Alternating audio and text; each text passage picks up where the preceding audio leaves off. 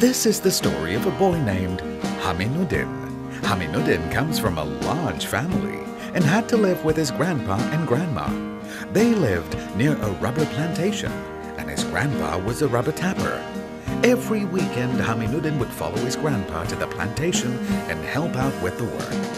It was during these innocent childhood days that Haminuddin's destiny was written. Haminuddin grew up into a bright and clever student. His childhood clearly left a mark on him, for when it was time to further his education, he went to the UK to study rubber research. He came back to Malaysia in 1974 to work with large multinational companies.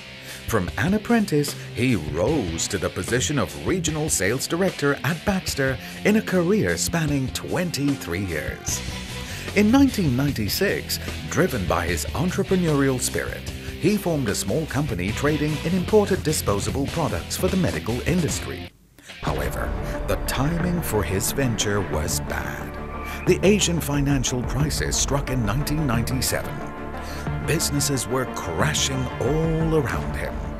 But this rubber tapper's grandson was able to survive and would become a leading manufacturer of medical devices in Malaysia. Oleh kerana kegawatan ekonomi tahun 97-98, semua bisnes merudum. Kami baru mula.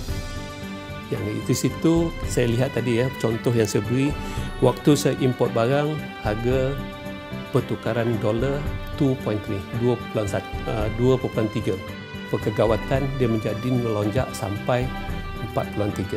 Margin kita untuk buat bisnes dah tak ada langsung. Jadi kalau kita teruskan import barang, jual di Malaysia, memang choice yang tak bagus lah. Saya rasa masa tu apa yang kita buat mula daripada 96 bagus, 97, 98 banyak yang belum fikir.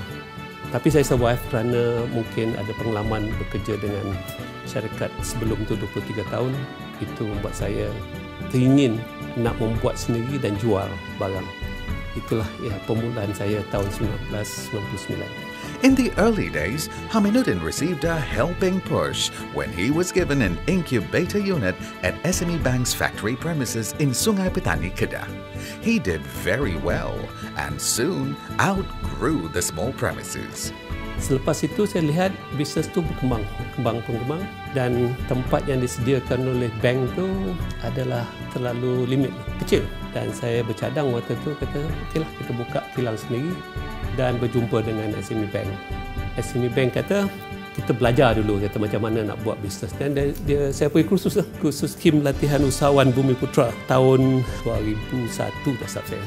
2001 saya pergi dan waktu itu belajarlah segala benda, bagaimana nak memperbaiki cara bisnes yang betul.